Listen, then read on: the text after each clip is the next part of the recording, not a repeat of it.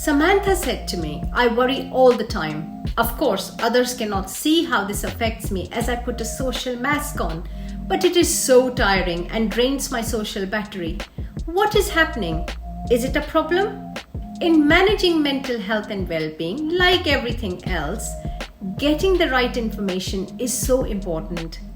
When to do nothing, when to take action, and when to seek help are the most important things to know. In today's video, I will discuss generalized anxiety disorder. I will explain how to recognize it and tell you what evidence-based information is available on managing generalized anxiety so that you feel empowered to make the right choices for you.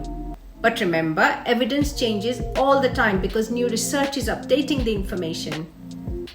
Before I leap into discussing how one can manage anxiety and what options are available, let me remind you that a level of anxiety is normal. It actually gets us out of bed.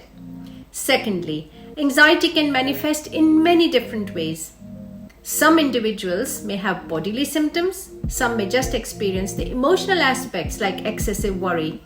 Thirdly, there are many forms of anxiety, and in the coming videos we will be discussing them.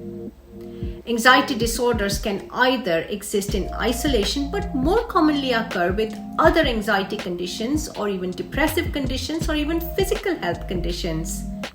Generalized anxiety disorder happens more commonly than we realize. The central feature is excessive worry about a number of different events associated with heightened tension.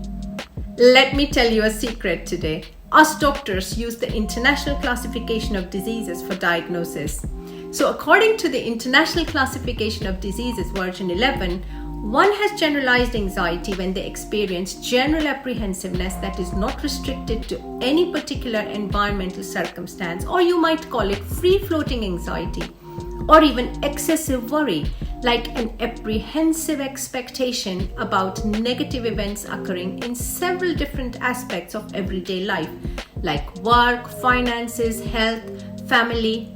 Now, anxiety and general apprehensiveness or worry would be accompanied by additional characteristic symptoms, such as some may experience muscle tension or motor restlessness. Some may experience nausea with or without discomfort in the abdomen, heart palpitations, sweating, trembling, shaking, and or even dry mouth. One may experience nervousness, restlessness, or being on edge. Some may have difficulty concentrating or irritability. Some may have sleep disturbances like difficulty falling asleep or staying asleep, or restlessness or unsatisfying sleep. Now remember, in order to qualify for a diagnosis, the symptoms should not be transient and should persist for at least several months for more days than not, and should not be caused by any other condition. So what should Samantha do about this? Now let me introduce you to the NICE guidelines.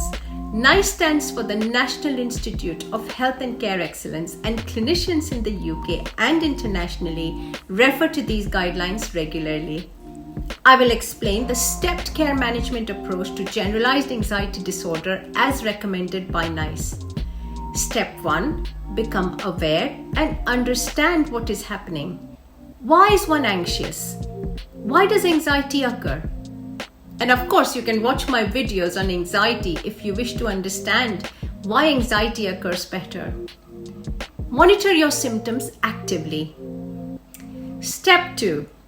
Should you not feel better by understanding, you may benefit from educational groups on anxiety or guided self-help, like make a self-referral to your local psychological therapy service.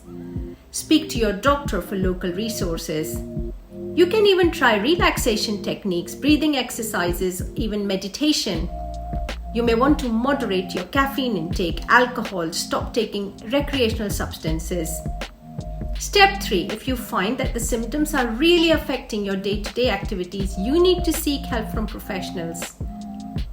For moderate to severe anxiety, NICE recommends cognitive behavior therapy or applied relaxation and consideration of medication, because when one is so overwhelmed with anxiety, often therapy works better when medication has been effective.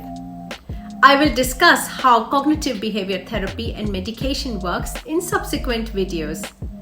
But remember, if these steps do not work and you are also feeling low in mood or other symptoms are happening, you need to contact your doctor. If you feel you have excessive worry, I would like you to do this exercise today. Create a thought diary of your worrying thoughts. Identify which other symptoms are you experiencing from the list I have explained. Follow step 1, meaning become aware, understand what is happening.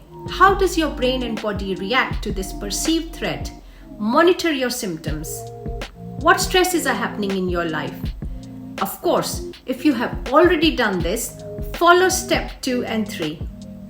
Watch my next video here, and if you want to learn more on how to live a more fulfilled life, subscribe to my channel here. And of course, if you have learned something useful, like it, share it, tell it to all the people you know. Thank you for watching.